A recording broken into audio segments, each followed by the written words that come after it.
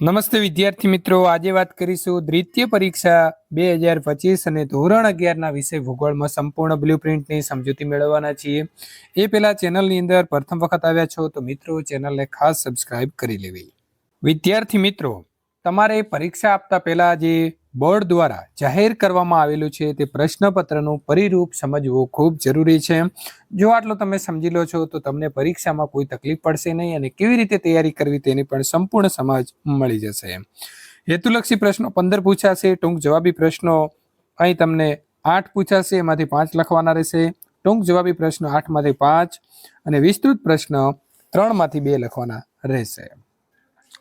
વાત કરી લઈશું હવે આપણે પ્રથમ પ્રકરણ દીઠ જે ગુણભાર છે તેની. તો વિદ્યાર્થી મિત્રો, તમારો અહીં ગુણભારની અંદર ખાસ આપણે એ સમજવાનું છે કે પ્રથમ સત્રના જે આપણા પાઠ છે એમાંથી પણ આની અંદર પૂછાશે.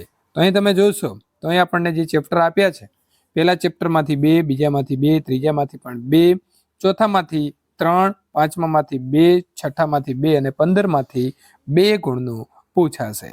ત્યાર પછી આગળ વાત કરવાના છીએ આપણે સત્ર 2 ની અંદર જે તમે આટલા દિવસ જે પાઠ ભણ્યા છો તેની અંદર ચેપ્ટર નંબર 7, 8 અને 9 ત્રણમાંથી 6 ગુણનું પૂછાશે. ચેપ્ટર નંબર 10 માંથી 7 ગુણનું, ચેપ્ટર નંબર 11 માંથી 6 અને 16 માંથી વિદ્યાર્થી મિત્રો 4 ગુણનું પૂછાશે. તો તમારે ખાસ અહીં જે અત્યારે મેં ચેપ્ટર સિલેક્ટ કરેલા છે તે ચેપ્ટર ઉપર વધુ ભાર આપવાનો રહેશે અને તેમાંથી જ તમારો મોટા ભાગનું પેપર જે છે તે પૂછાશે.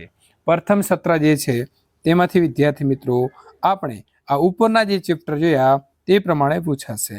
હવે આપણે જોઈશું પ્રશ્નપત્રનું માળખું કયા પ્રકારનું રહેશે. તો પ્રથમ આપણે મેળવીશું વિભાગ એ. તો વિભાગ એની જો વાત કરવામાં આવે તો 1 થી 10 હેતુલક્ષી પ્રશ્નો પૂછાશે, દરેકનો 1 ગુણ રહેશે. એટલે કે વિભાગ એ જે છે તે 10 ગુણનો રહેશે. વિભાગ બી ની જો વાત કરવામાં આવે તો વિભાગ બી 5 ગુણનો રહેશે. એટલે કે પ્રશ્ન નંબર 11 થી લઈને 15 એક વાક્યની અંદર પૂછાશે, દરેકનો 1 ગુણ રહેશે. ત્યારબાદ આગળ આપણે વાત કરીશું વિભાગ સી. તો વિભાગ સી ની અંદર પ્રશ્ન નંબર મિત્રો અહીં તમારે 16 થી 23 સુધીના પૂછાશે. કોઈ પણ તમારે 5 પ્રશ્નો મનગમતા લખવાના રહેશે અને એના દરેકના 2 ગુણ રહેશે.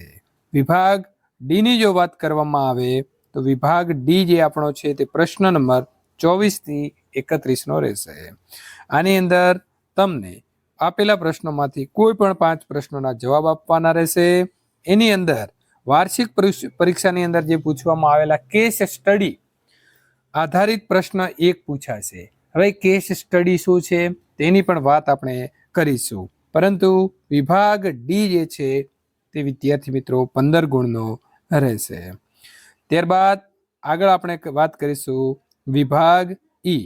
તો એની અંદર તમારે 2 પ્રશ્નો લખવાના રહેશે. પ્રશ્ન નંબર 32, 33 અને 34 ત્રણમાંથી 2 પ્રશ્નોના જવાબ લખવાના રહેશે અને તેમાં પણ 1 પ્રશ્ન તમારો કેસ સ્ટડી આધારિત રહેશે. એટલે કે વિભાગી 10 ગુણનો રહેશે.